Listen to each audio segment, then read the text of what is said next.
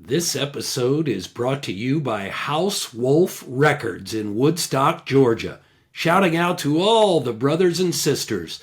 Now, a new record store in Woodstock, Georgia that always stocks BBS. In fact, Blackberry Smoke is the inspiration for House Wolf Records' special You Hear Georgia section, which features a massive version of the album cover artwork from Blackberry Smoke's album of the same name. It's not only a tribute piece to BBS, but to the rich history of Georgia music. At House Wolf Records, we felt there was a big hole to fill when the Georgia Music Hall of Fame closed, and we've created a place to host our Georgia musical heroes. At House Wolf Records, our goal is to bring awareness to the great musical talent in Georgia, no matter the genre, from past to present. Whether it's bands on the rise or the legends you know, we're always talking Georgia music at House Wolf Records. For an in-store guest experience that's second to none, visit House Wolf Records. House Wolf Records, 9820 Highway 92, Woodstock, Georgia, 30188.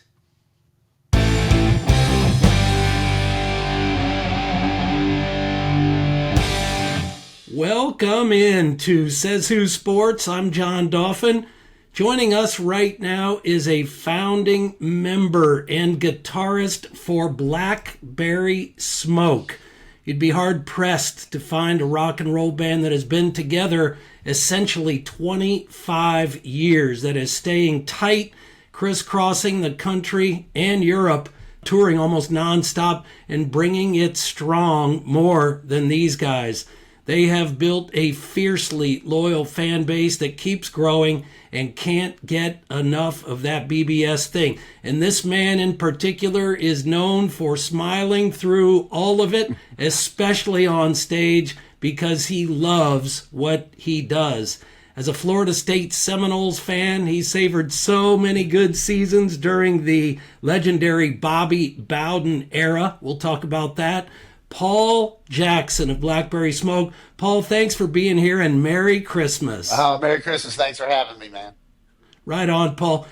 As mentioned there, Blackberry Smoke, Road Warriors. You guys are seemingly always out there playing that next run of shows, that next leg of an endless tour. You are home right now. Look at the background styling, got the scarf going, got the holiday thing. It's beautiful.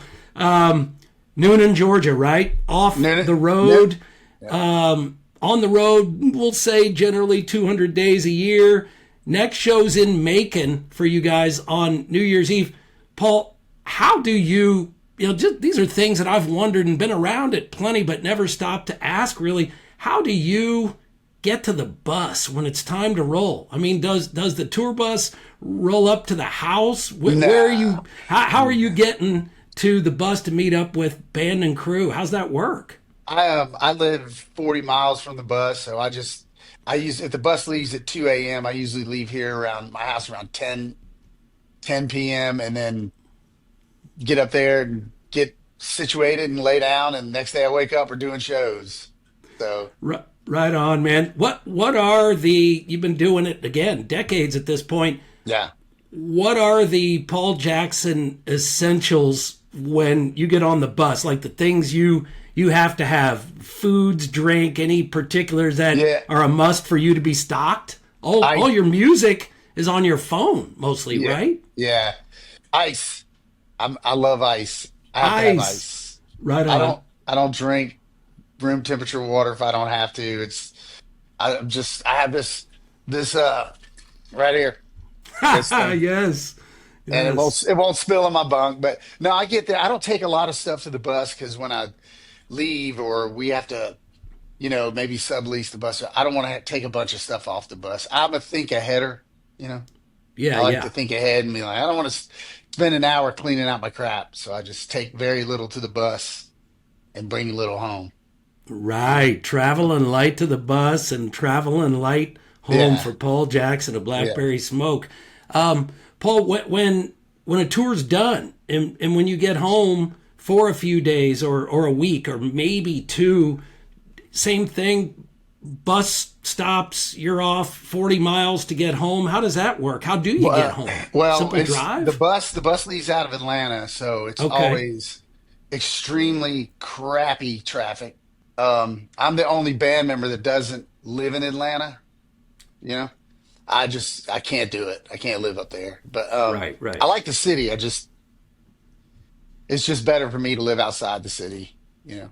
But we get off, say we got a long haul. We've been on the bus for a whole day and a half, and we get home. Then I got to get in my car, and so do some of the crew. They don't live in the city. Also, they get in their cars, and then we leave. And it's like, oh, it's a Sunday. It's not going to be traffic, but there's traffic.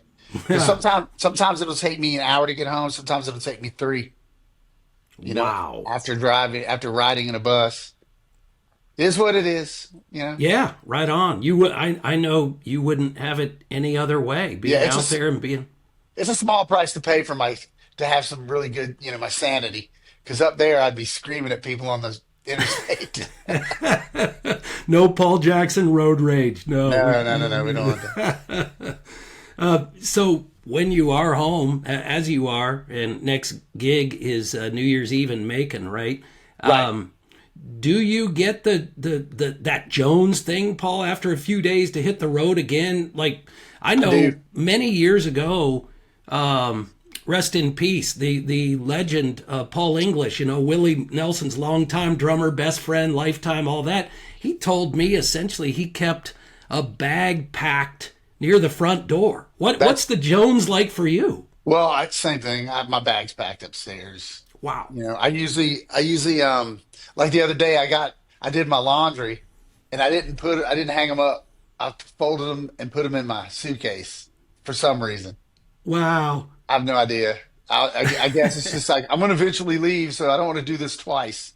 Yeah, You yeah. know, so I just Yeah. put it all, and if I need it, I'll just get it out of my suitcase. Right on, I man. usually have I usually have two of everything, one for the road and one for the house. Wow, what a trip. And I know after, again, so many years, you have it down as much as Yeah, anyone, I would say. What yeah. so does it take a few days when you're on the road so much, Paul, does it take a few days, again, for those of us that just don't know, to decompress when you come off the road? Or since you've been doing it so long, can you just dial it in no problem? Or I mean, like, do you fall asleep not until the wee hours at home, like when you're on the road, hours after a gig? What's it like? Well, having children, that decompressing thing don't exist with me. It doesn't. My wife's like, go downstairs and decompress for 2 hours. I said, what's that going to do me? What's 2 hours going to do me? If I'm going to decompress, I need a day or two. Yeah, yeah, But yeah.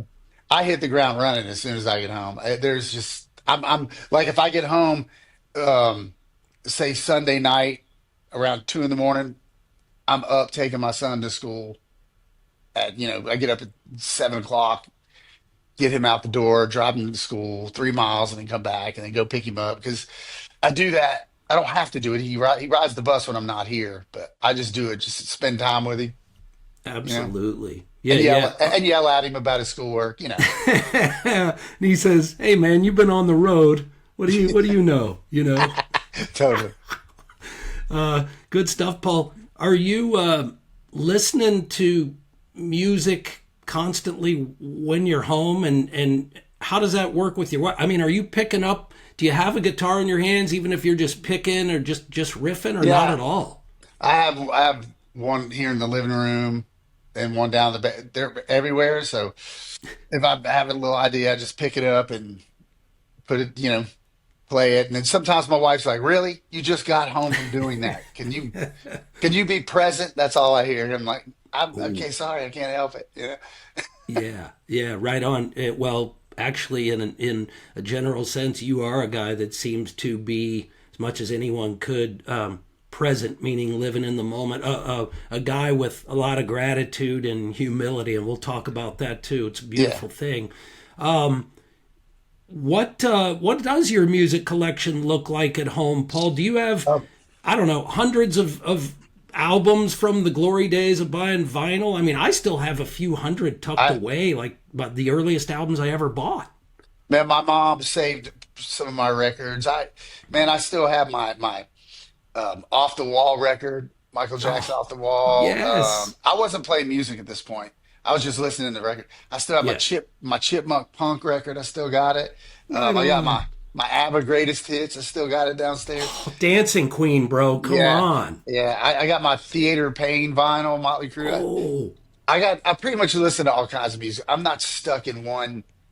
I don't. I know a lot of people are like, oh, they like Southern rock. I love Southern rock. I love country. I love jazz. I love hip hop, a little bit older stuff.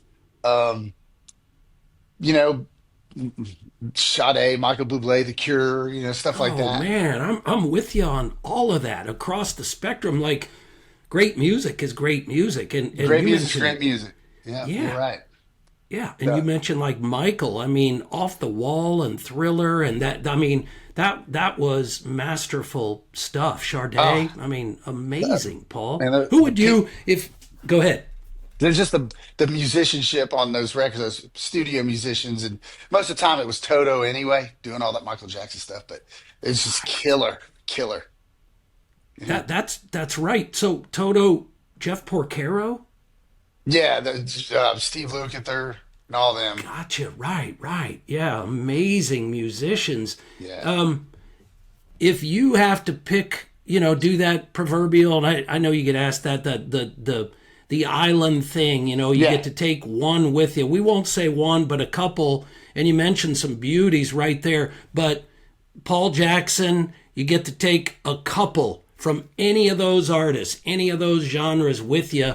What are you bringing? Let's just say a couple. What pops to mind? And I know that could be different on a different Well, day. I like live records. Of this, if I'm stuck on an island, I want to be feel like I'm in a crowd with something. So I'd Yeah, rather great point. listen to live records. Um, it would be. I'm a Journey fanatic. I love Journey, even without Steve Perry with him. I would say Captured Live because and I'm assuming that I would have a guitar rig there, so it'd give me something to learn. Oh You know, yeah, right on. so. Especially Neil Sean. Yeah, and then Billy Joe Shaver, Unshaven, live at Smith's Old Bar. That's a What a record. legend. That's a record Charlie turned me on to, and Eddie Shaver, his son. He has passed since then, but that guy was a monster. So Oh my goodness, stuff man! like You're that. talking. Go Yeah, ahead. yeah, just like Iron Maiden live, Priest live. Just, Oh yes, yeah. Judas uh, Priest live, Unleashed in the East. East. Yeah, I got that. I totally got Diamonds and that. Rust. I got Yeah, that. Yeah, that's awesome. What's just what's the anything. first concert you ever saw? It was. You mean the one that ruined my life? It was Motley Crue, 1985, Theater of Pain World Tour with Autograph, the band Autograph, opening up for them at the Pensacola Civic Center. I was 14 or 15, I can't remember. 14. Yeah, something like that. Wow. 14. Yeah. Motley Crue, the Theater of Pain tour. So that was The Home Sweet Home just video. after Shout at the Devil. I mean, Yeah. that was prime time. Oh my goodness! And I love that you, because I would have asked you that too. Who opened and Autograph and they say the one hit wonder thing, but certainly Turn Up the Radio killed it. That was a killer. Yeah. That you kind of broke up there for a second. Hold on a second. Can you hear me? Yeah, I got you. You didn't go away. Yeah. So yeah, that's all good. I was saying I was going to ask you who opened, and you mentioned Autograph, and I mean, Turn Up Autograph. the Radio. What a great rocker that was. Yeah, that band was on point too. I mean, I got a bunch of their vinyl too. So, yeah, So Theater of Pain. You're sitting or standing there, Pensacola Civic Center, and you grew up in Pensacola, essentially, yeah, right? yeah, Yeah. yep. So you're watching Motley Crue, Pensacola Civic Center, Theater of Pain tour. What thoughts were going through your mind? Was it insane? Were you going, this is, in general, like, wow, I want to do this in some fashion? Yeah. As soon as I walked out of the arena, I remember there were so many girls there. God, I couldn't believe it. And this is my hormones were I was a teenager at this time, Absolutely. and my mom was with me, of course. And we were walking, leaving, and there was a girl in front of me with a tube dress. Back then, they were tube dresses. I Um, remember well. and she had black stockings on with a line going down and high heels. And my mom goes, "What'd you think?" And I looked right at my mom and said, "I need a guitar." And she looked at me, she goes, "I figured as much." And then Oh, got me a guitar the next day. what a cool mom. Wait, got you bought a guitar the next day? Yeah, she took me.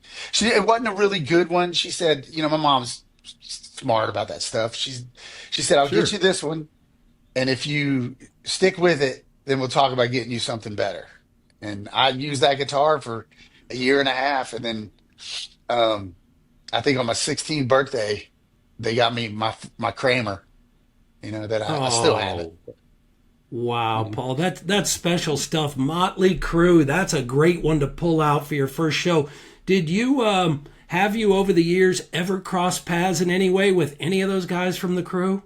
Oh yeah, yeah, yeah, yeah. We did. It was called Donington when we were growing up. Yes, I Now remember. it's Download Festival. We played with Motley Crue a couple times, but I met Nikki Six once and told him he ruined my life. Oh, he had to love that, right? Yeah, I said I could have been somebody, but I saw you guys, and now here I am. Oh man, that's outstanding. And one of your sons, forgive me, is it Spencer? Is a Spencer, guitar yeah, player too? yeah, yeah. Yeah. That's So he has a it's band. well, yeah. He's getting one together. He does a duo act with his buddy that's in they're getting a band together, and they're just looking for a bass player their age, and that's kind of hard to find. How old is Spencer, Paul? Spencer's 21, and his Okay. buddy is 16. So, and they, great guitar. Both of them are great guitar players. Both of them are great singers. So they're just looking. I explained to both of them, if you can find two other people that want the same exact thing as you do, Mm. you're going to be home free. Because, and I'm meaning that I was explaining to him when I was growing up, nothing, I would allow nothing to get in my way of music. So if I had a girlfriend back when I was younger, I was like, if you make me pick between you and music, you're going to lose. So just don't do that. Mm. You know? Yeah, that's And powerful stuff. Go ahead. yeah, and my wife knew me back then when I was 15 playing in teen clubs. She used to come see me play. And Amanda then, did? yeah, and then we reconnected. She's like, "You're still playing music?" And I was like, "Oh yeah." So she gets it. I am the luckiest man on earth to have a woman like that Wow. who just knows that I'd be miserable if I wasn't playing. So she wants me to play all the time. So Man, that's special stuff. And so he's getting his Spencer's getting his band together. Have mhm. you guys played together? Had fun jamming this or that? Oh, How has that worked? here at the house we do. If I'm down here listening to them rehearse, and I got to be a dad, and if I hear something like a chord that should be different, I'll run down there and go, no, no, no, no, no, you're doing that Oh wrong. yes, I'm Dad like checking in. Just yes. I'm like listen to, and I also, I had a parent that was our manager. My mom, she was our momager, is what we called her. Love it. We would open for most of the bands that would come through Pensacola, and my mom would go and she's like, "Did you change your guitar strings before the show? Change them." And she'd look at my brother and go, "Are those drum heads changed? They sound dead." That kind of thing. So it took us to the studio on time and all that stuff. So Oh I my can't help good. it because I'm not one of those parents like if you're doing it and you're not doing it the right way, I'm gonna have to say something. That's Like outstanding. Yeah, yeah. It's not if it's not hitting your ear right. Yeah. You gotta. Yeah, I get it. Setting it straight in the best way. And since you mentioned a couple times there and terrific examples, I mean, your mom taking you to Motley Crue, Theater of Pain Tour, 85, and not just taking you, going with you, and then savoring that with you, getting you the guitar the next day, being momager, as you described, to the band in the early days. Talk about what your mom, just that influence on you, Paul, obviously a big one. yeah, she yeah she had a lot to do with it. I mean, it's like when before all the music thing, I was heavily. We'll talk about the sports thing. I was in baseball was my thing. My Yeah, we're dad, going to talk about that, yeah, right? my old man was my coach. But this is after he passed away. I got into music, and Mm-hmm. that's when mom stepped in, and she knew it. She knew it right away. That oh boy, you know. I mean, Here she we was go. great at it. She actually got us our gig at the teen club. It was a bottle club in the evenings, but during, from 5 to 11:30, all the teens would come because that was the only place to go, and they close the liquor cabinets up. People would drop their kids off. They spend $5 to come in and play pool and watch a live band, and that was us. I did that every Friday and Saturday for 3 years straight in that place. Teen You know, my Club in Pensacola, and your mom got you guys the gig, the first Yeah, gig. it was called the Night Owl. I remember that Night one. Owl in Yeah, Pensacola. That's great stuff, Paul. that's where my wife used to come see me play there.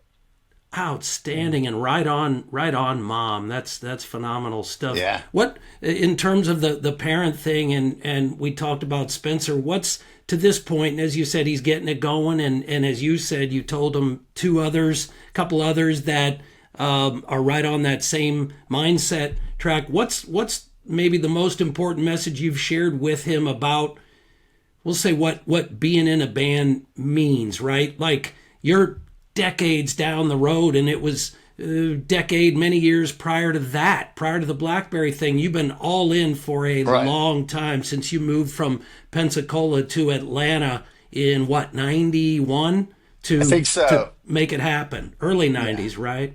But Yeah. what do you say to Spencer about maybe trying to, if he intends to make a go of it? What do you Well, say? for me, because I've never been um, a musician that's been all about me. I'm just not that type of Mm, person. I like to be in a unit, and I'm like, everybody's equal, even you, even this person, that person, whoever you have in your organization, you're a family at that point. mm. You just got to accept it, you know? Um, it's it's not just about you. You have to think about every other individual that you're out there with. Because if you're in a band situation, which there's very few of them these days, Mm. a band, everybody's all got to have a say and be equal or they won't last. There's just no way. That's why you see a lot of people, a lot of band members split up and go solo because they just can't communicate, you know? It's being with a unit is tough. I mean, I'm one to know. I've been doing it for years, I never wanted to go off and be by myself. I like to have a gang with me, And I Right told him on. if you're gonna have a gang with you, be a gang.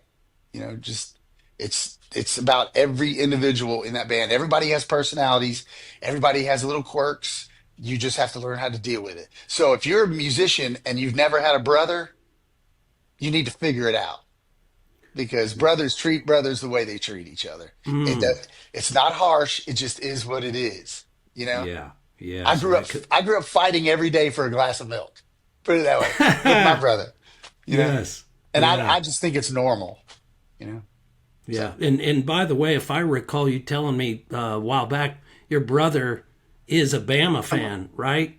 yeah. And we'll get to that. Yeah, because I'm sure I'm gonna guess he's hurting and not doing so much talking in the post Saban Oh, era. oh yeah. My whole family is Bama fans, but it's hilarious. Yeah, Uh, I've seen very little roll tide on the group text this year. Ooh, absolutely. Yeah, funny how that works. Yeah, I knew some guys that were big time USC fans during the Pete Carroll run too, and we know they were the Kings for several Right. years. What a run! He leaves, and then it's woo, and they used to talk a lot, and I don't hear anything. Haven't heard anything for years. Lot of pain, and we know what that's like. I mean, I'm an Ohio State fan, and Nice. strong thoughts about all that too. Right. Anyway, but well, we'll get to all that. But hey, speaking of you leaving Pensacola, Paul, to make a strong run of it in Atlanta, meeting Charlie Starr and all the guys, and never looking back. Essentially, and the Black Crows and Chris Robinson and Rich, and they were at that time, right? Shake Your Moneymaker had come out maybe a Yeah. year before. They were the Kings of Atlanta. They had exploded. That album had. How did you cross paths with those guys? Had Charlie, had some of the guys known them a while Brit, prior? Brit and Richard did. Brit and Richard knew Chris and all them. Brit and Richard grew up in Atlanta. Charlie and I grew up outside of Atlanta. And but Gotcha. Charlie got to know all them dudes through Brit and Richard and 3 years of playing and stuff like that. And that's how I met him through when we got the four of us initially got together. That's how I met everybody. But Right on. I moved up from Pensacola in '91 to get away from the. I should say get away because there's great musicians in Pensacola. Some of them just didn't want to leave, which I Mm, get because I yeah, love yeah. Pensacola. Um, but it was like if I was in this band, we had a band. Somebody from this us would leave to go to another band, and then somebody else in the band I was in would leave to go to that. We'd be playing with the same musicians, just different band name. Yeah, right. So I moved to Atlanta. What's the first thing I do when I moved to Atlanta? Play with people from Pensacola. That's awesome. Yeah, small world, and that's hilarious. All together here, and I'm getting Yeah. away. I'm getting away. Oh, we're all together Yet here. again, Yeah, yeah. yeah, around the circle. So on the Black Crows and Chris Robinson note, is it true that Blackberry Smoke's name came from maybe first tossed out there by Chris Robinson? And how'd that Chris. happen? Were Well, I you there think at the time? the story that how Britt got the name was he was talking to Chris and said, "You guys got any names that y'all never used?" And Chris was actually thinking about using the Blackberry Smoke for his Puddle of Mud band, but they did instead of calling it Puddle of Mud, the Blackberry, but he didn't use it. And Britt goes, "Perfect." And then so we just took the off of it. Or New Earth Mud, you mean? New Earth Mud, yeah, not Yeah, yeah, Puddle of yeah. Mud. No, yeah. I We're talking about apologize. all these bands. Yeah. Yeah, So he had thought Chris Robinson did of using that instead of or that's a that, New that's Earth Mud. that's what I was told. Yes. Wow. Yeah. Right on. And so much respect as a fan. That was a band for me. Paul. One first was Van Halen when I was a teenager, and I'm late 50s, so 14 years old. First Van Halen record, David Lee Roth going nuts. I mean, that was especially live. That band Yeah. rocked my world. And then it was the Black Crows. I mean Yeah. that from early 90s on, just diehard Crows stuff and all of those phases of that band and Chris Robinson, what a talent as a vocalist, and you love your vocals and Oh you yeah. have strong vocal skills. So Chris has always brought that. Have has he shared with you guys over the years, or did he back then in those key moments when you guys are just getting rolling, any nuggets of insight or wisdom about the business of music? Well, I will tell you who did so more than like I said. Britt was close to Chris. It's funny that you say the Van Halen and Black Crowes thing. I don't. Did you know who the Black Crowes manager was? Oh, Pete Angelus? Yeah, yeah, Yes, and Van Halen. and Van Yes, Halen. Yeah. So yeah, that's I thought that was weird, trippy. absolutely. When I found out, I was like, oh, Pete Angelus. Oh, he's one of the. They called themselves. David Lee Roth and him called himself the Picasso brothers.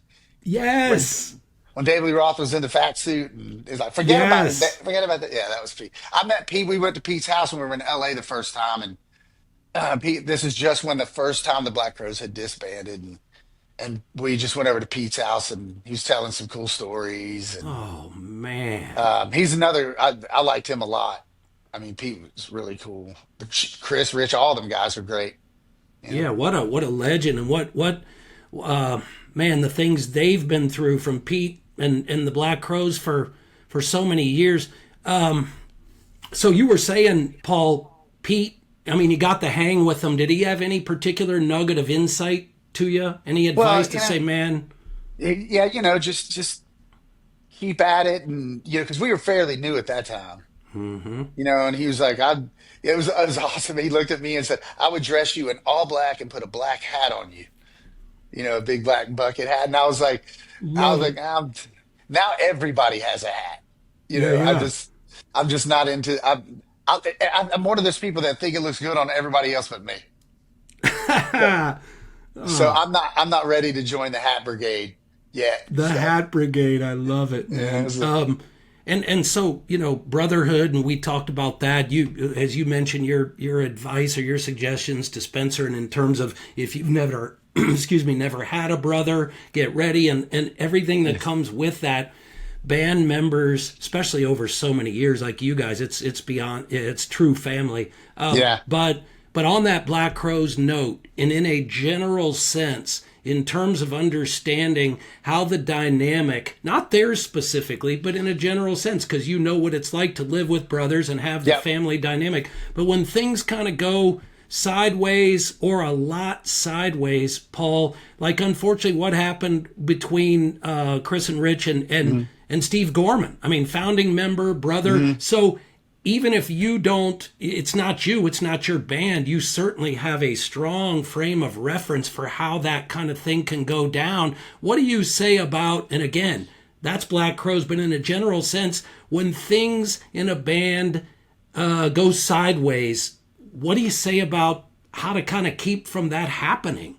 I don't know, but just talk. I mean, it's weird. It's like my brother, when me and my brother would fight, which was often. He's my brother's a drummer, fantastic drummer. Mm, Um, when we would fight, just I don't know. He and I are just like 5 minutes later. Want to get a beer? Sure.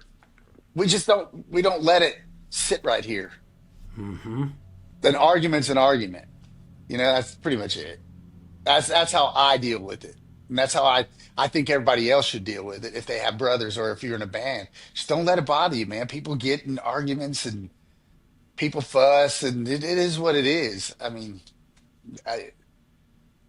that's how I handled it. I don't know about everybody else. I just yeah. like, yeah, all right, well, we just disagree. No big deal. Yeah, right on. And after spending, again, that's a Black Crowes example, but it's happened, to so many bands over the years. Yeah, But like I said, I can't that, speak for them. I don't know what they were no, going of through. So course, yeah, just as a frame of reference, and we know that that is like losing a family member in a sense. You might yeah, have, the emotional clouds might block it, but that is like losing a family yeah. member. And I wouldn't want to be not be like I said, I know them, not super well. We don't come to my house or anything, but I sure, know them, and they're great dudes. I like them. They're cool as hell to hang out with. They're funny. It's all get out. But it's for me. I wouldn't know. I don't know. I could never be estranged from my brother or my sister. I just couldn't do it. yeah, It's that's just weird because I was raised family stay together no matter what. You know. yes, yeah, yeah. That family thing is strong. And speaking of that band of brothers, and in a whole different, powerful, emotional way, Blackberry Smoke lost Mm. drummer and your longtime brother Brit Yeah, Turner yeah, to brain cancer in March. A huge yeah. blow to the Blackberry family. Paul, share your thoughts on Brit and what he meant to you and what you learned about music and life from Brit. Well, Britt, I don't know, man. He was obviously a driving force, like all of us were in it, and it's weird not having him around. And when he passed, we decided to keep playing. We took a week off, but we decided to keep playing because that's what he would want us to do. I can honestly tell you that, and I know he would. He's like, well, we got to get to work. We don't want to sit around and be miserable, and just losing him was definitely a big blow, but he kind of taught us, we each Show learn must from go one. on, right? Yeah, we each learn from one another. Like you got a lot of people you don't want to let down. So, and I'll be with you no matter what, that's, Yeah. that's the way I look at it. He's with Yeah. us no matter what. Yeah, right on. That's a great perspective. He's a part of you. I Yeah. And mean, he's I have my individual personal memories of him to hold on to. And, to What pops to have. mind, Paul, when you mention that? Excuse me, but when you mention that off the cuff, I'm sure there are thousands and thousands. But what memory pops to mind right now? You and Brit. Just a lot of people don't probably didn't get the privilege to know how funny he was. So I mean, his voice, he would do weird voices like hey, kind of weird shit like that. And Yeah, yeah. when I think of him, I think of those voices and I just start cracking up. That's Because awesome, when we did man. his memorial, there was a lot of our buddy Andy put this thing together with a lot of photos, and I couldn't weep. I was laughing pretty much the whole time because the pictures were so. I remember all these pictures that were taken and just going, "Oh my God!" I remember when we were sitting there doing that. And that's how I was grieving. Just the remembering the fun parts of that because he was just so funny. Right on, man. I Lord, he appreciate was so you. funny. Appreciate you sharing that. Rest in peace, one and Yeah, rest in only peace, friend. We Brit miss him. Turner.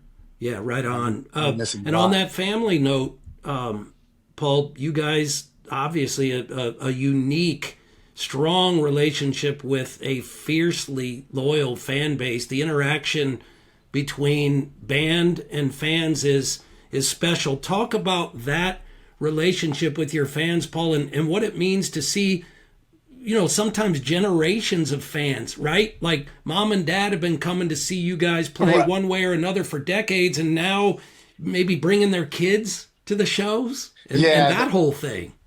it, it's it's weird when a kid will be like, "I came seeing you," or will email us or whatever, and I saw you guys for the first time when I was 5, and now I'm 20. Wow. It's just like, whoa, whoa, whoa, wait a minute, what? It blows my mind. You know, it's Yeah, that's special stuff. or Um, whenever I can't do, I'm not good at math, but that kind of stuff, yeah, it's hilarious. Or they're young, and then next time I see them, they have a wife or a husband. I'm like, wait a minute. yeah, yeah. And in the years and so many shows have passed, and you just keep doing it, and Yeah, that's a beautiful spirit to pass along. but Who? our Go ahead. our I'm not. I've always been a hair bit uncomfortable with the name fans because I'm Friends, just right? More yeah, yeah, friends. yeah. Because I'm just a dude that plays guitar anyway. So I'm friends with everybody. You know I'm cool with everyone.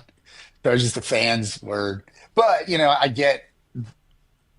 I understand why they use the word fans. But to me, everybody's friends. I'll shake Yeah, hands and take a picture with you anytime. right on. Yeah, yeah. I've seen you in action, and I think that's so true what you say. I mean, fans in a general sense, from a general perspective, but more sharing almost like a communal vibe, just sharing a vibe. Yeah, That kind of a brother and sisterhood. right, Yeah, right. I gotcha. Who is your all-time? Like we talked about some of those records, and you mentioned. And I want to get back to the Journey thing. You mentioned the live record, and those first three. I was thinking, Paul, when you said that, I was a huge fan of Infinity. Those first Hmm. three, and I still Infinity, Evolution is a favorite of mine, Yep, and Departure. And yep. then, like you say, It's Capture, amazing. Is that your all-time favorite band? yeah. If It's you have to just pick a favorite band, is that them? that's them. It's not even Wow. just. It's not even just the band itself. It's their whole organization. And Mm. this is what I mean. By like being a fan. I'm a fanatic, a fan of them.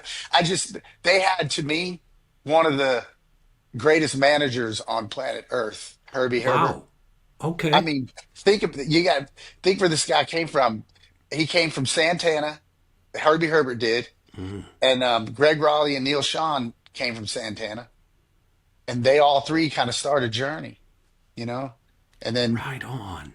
this is all the useless information that I know on them. No, that's I mean, come on. Like any serious Journey fan or anybody on the periphery that maybe thinks in any way that band wasn't. I mean, there was so much meat there, and from Yeah, you just mentioned two killers, those guys, and then him as manager. they were strong, man. It wasn't just about Yeah. radio hits. I mean, like you Yeah. said, what an organization. Yeah, I mean it's before everybody knows before Steve Perry they were a jazz fusion band, just jamming. They came from San Francisco, the Dead came from there, their jam band, all that stuff, and and they're the record company's going to drop them. Then Herbie Herbert said you need a singer, and they got one guy, didn't pan out, and then Herbie got Steve Perry's cassette, gave it to them, and Herbie Herbert said he's going to be the lead singer. Get used to it. Oh, That wow. is a manager, not a manager going, well, what do you guys think? No, no, no, no. You Amen. you're doing this, and this is where we're going, and this is how this is going to work. Because the band should be focused on the band, the music. You know what I'm saying? Yeah, And then freed up to have all that headspace on this thing, right? right, Energy. right, Yes. right. Yeah. And it, Yeah, that's you know, that's strong. Are you what pops to mind in terms of, I mean, you guys, Blackberry Smoke has played shows with best of the best in the world across the board. I mean, the names Skinnerd, and this is just the smallest sample. Skinnerd and Willie Nelson, Derek Trucks and Susan Tedeschi, so many more.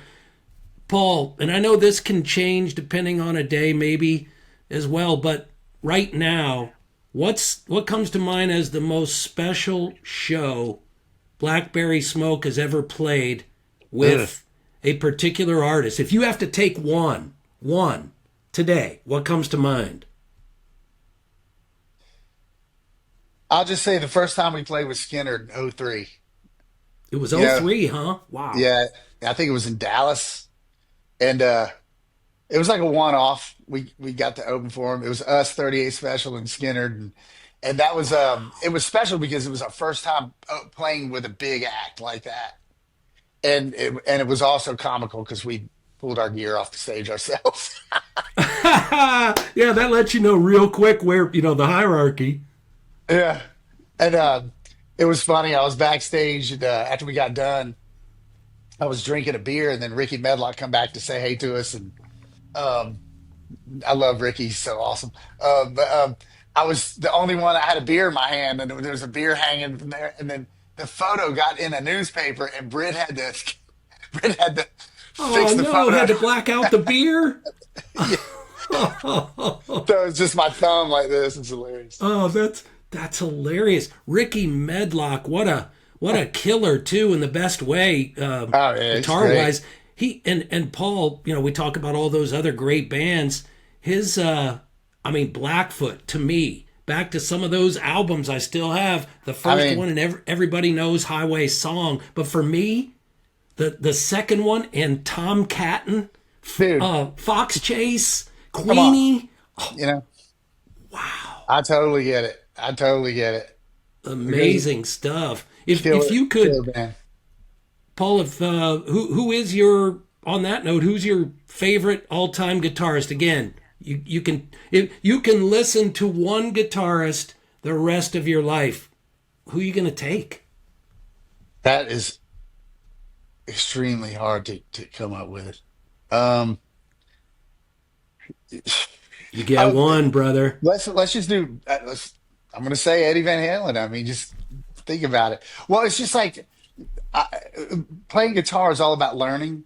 Mm. So I would like to pick the guitar style that I don't play like and try to learn it, and that's that. I mean, Wow. Eddie's he's kind of impossible to duplicate, but it sure would be fun trying to. It is. And then sometimes I just give up. I'm like, I can't Yeah, figure this out. yeah, Paul. That what a great pull out, the legend, the one and only Eddie Van Halen, Yeah. and what a great point you make about it would be for a reason as much as anything of learning, because Learning, yeah. inside all of those is so much learning, right? Yeah, So oh much. God. Yeah, the technique, the sounds, the the guitar tones and the pickups he used and all that stuff. You could spend a lifetime trying to chase down what he's created. Not just his playing, but his sound also. So What a great way to put that, brother. Pulling out yeah. Edward Eddie Van Halen. Yeah. So let's talk some sports, Paul. Back to your Seminoles, Florida State. Are you a strong Noles fan now? Do you watch regularly? And I know that can change depending on gig I schedule, where you are, etc. yeah. Yeah, usually when it's like it always happens to us, we're in Europe when the season starts. And Oh, we right on. we Yes. miss a whole month, and we're up in the middle of the night trying to watch the games. You know, it's 7 here, it's 8, 9, 10, 11, 12. It's 1 o'clock over there, or 2 o'clock, or 3 o'clock, or 4 o'clock. You know, I get up in the middle of the night and to go grab some water from down in the galley of the bus. Charlie's down there watching his game in the middle of the night. You know, it's it's tough, but yeah, I love Florida State. I even watch the softball because them girls can play, Oh, Paul, I love that sport, and it has dude. more momentum than ever. And you're exactly right; those ladies can play. Dude, they're vicious. All those softballs for all the college teams, they get down. I'm still trying to figure out why there, and if there is, I don't know about it. Why there's not a national softball league? You know That's a what I mean? great point. They do have now, and I think, forgive me, but I believe this is kind of accurate. They, in the last couple of years, have developed a pro softball form for the They should. ladies. I They can't should. recall the name of it, but it is a national pro thing to some extent. I need to look into that because I mean they really go at it, man. They don't mess around, you know? Brother, I'm with you. I absolutely love that sport and Yeah. watching what they do. Ladies volleyball too. I mean, the Oh yeah. killers. But on the volleyball front, or excuse me, on that softball front, had the opportunity, Paul, and it was such an honor back in the summer to speak with the one and only Patty Gasso, Oklahoma, and that machine Oh back wow. to back to back to back, and That 7 or 8, and still counting for her in Oklahoma. I mean, what a power machine! yeah, that's awesome, dude. That's That's killer. that's crazy. And that's, not national championships. Bobby only got, what did he get? One or two, no more than two. But that Bobby Bowden era run that you grew up in, Paul, I Yeah. think it was like, I believe this is accurate. It was like 13, 12 at least. I think it was 12 or Well, 13 years in a row that Bobby Bowden's Knowles finished in what was then, the AP yeah. poll, the Associated Press poll was the thing, finished in the Right. top five. That's Yep. insane. Yeah. You know, it's like I kind of blame him for us not us. I say us because I'm a fan. Um, I get you. not getting in the SEC because he knew what he was doing. He was like, I can get to the championship faster playing the ACC teams than I can the SEC teams. You know what I mean? Yes. And they were so good they could give everyone across the board a run for their money back then. So he knew what he was doing. So that's how we missed out on the SEC, which we should have, Amen. which we should have Yeah. been. No, Now I that don't think that it matters much, but no, you're right. Now it doesn't matter so much, but at the time, you're right. Yeah, they were tailor made for the SEC, and at that mm, time, that was actually before that big SEC run, that yeah, decade or 12, 13 years of SEC dominance. So, yeah. yeah, Florida State was loaded. Peter Warwick, guys like that. I mean, I'll tell you a fun fact. I don't know if you know it yet or not, or many people know about it. But I got some funny news that on August 30th of 2025, the first game Florida State will be playing is against Alabama. So that's going to be funny. Florida State and Bama next August. Yeah, The opening game. opening game. I Yeah. did not know. I love it. Did you get to, growing up, what was the first college or pro sports event you went to? We talked about the first concert, Motley Crue. That's a killer. I, I I'm trying to remember. Did you ever We did didn't. you get to the Knowles games much or not No, really? I've never been to a Knowles game. Oh, gotcha. I don't have an opportunity to go. You Sure, know, yeah. I just I don't. I would love to, but it's not in my cards with the way we work. Which Right. I totally get. But if I ever do, ooh, There's gonna be a lot of beer money spent on that game. Yeah, yeah, and a lot of Doak Campbell Stadium, right? That I'll be place. I'll be hoarse coming out of there. I know that.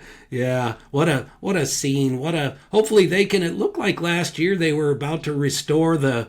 I mean, what a run they had last year. Then the things didn't fall right for the playoff politics and all that. QB Yeah. gets hurt.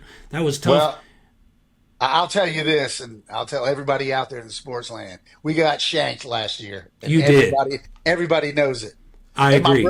my brother, my mom, and them were like, "No, man, Alabama," and I'm like, we got shanked." That's all I wanted to hear. We weren't going to win. We weren't going to win, but we should have been there.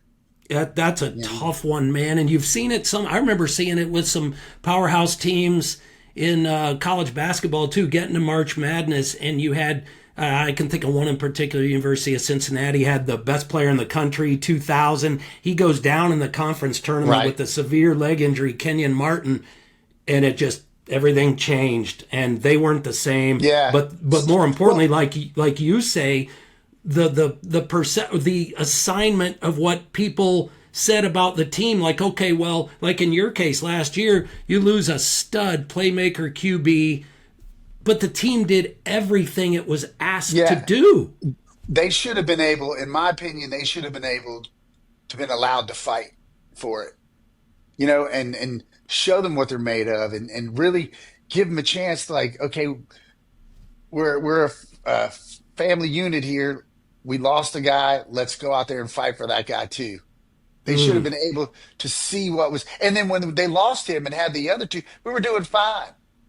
You know, it isn't like we were sucking with a backup quarterback. The backup quarterback was doing fine. yes, They yeah, should have been allowed to do their jobs. I You agree. know, yeah. Absolutely. I agree. Would have been, like you said, would they have won? We'll never know.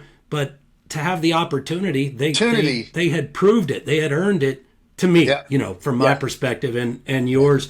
If you could, and you loved baseball as a kid, I want to talk about that. And so appreciate you taking the time, Paul. It's fantastic. Busy Christmas season, doing your Oh yeah. shopping, I all still the got to run above. and get, I still got to run and do shopping after this. Yeah, right on. I love it.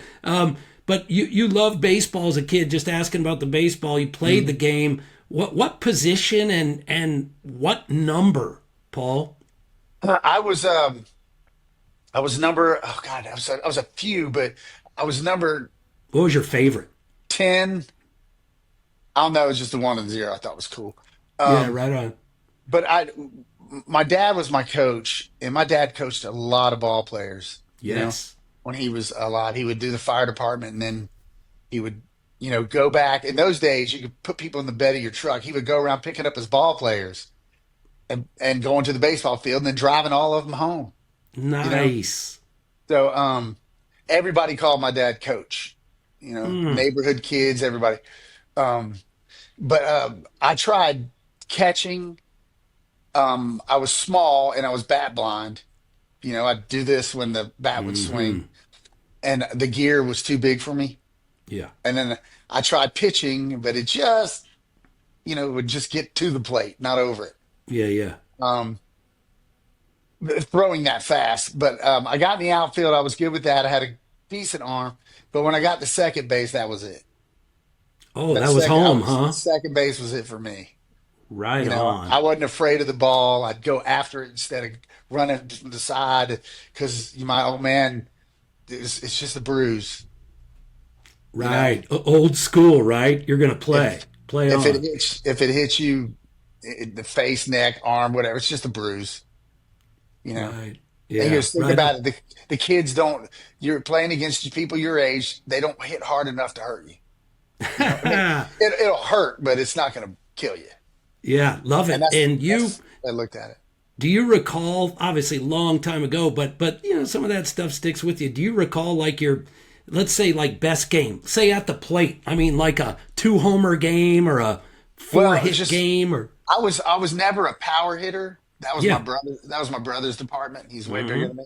But I could hit where I could look at my dad or my uncle, and they would, they tell me right or left, and I'd hit it the way they wanted me to hit it. I could do that. I was able to. Beautiful.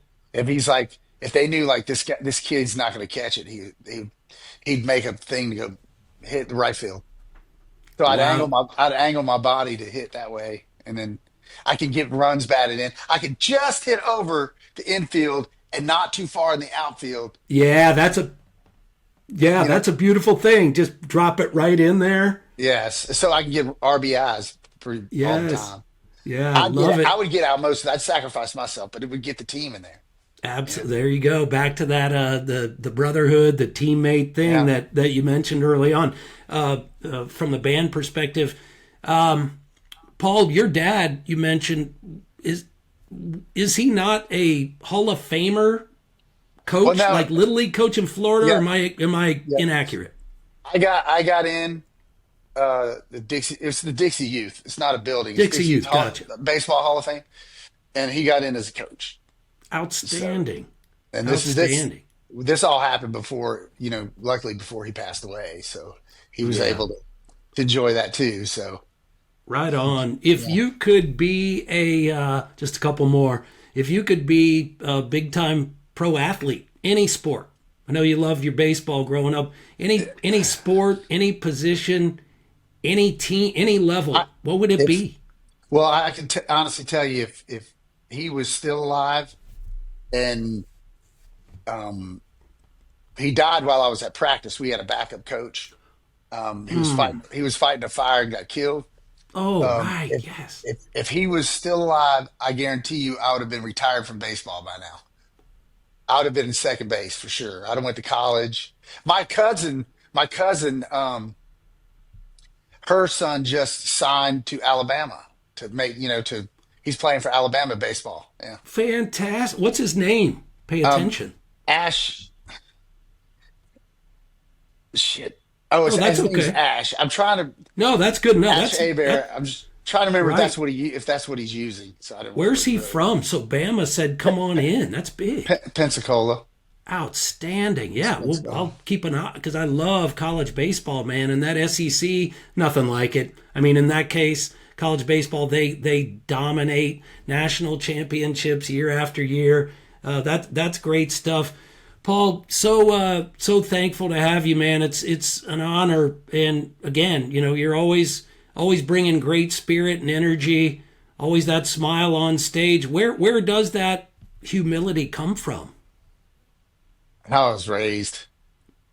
It's just how I was raised, man. Just I Mom don't know. and dad. Mom, dad, yeah. My mom, dad, grandmother, grandfather. Just family's important to me.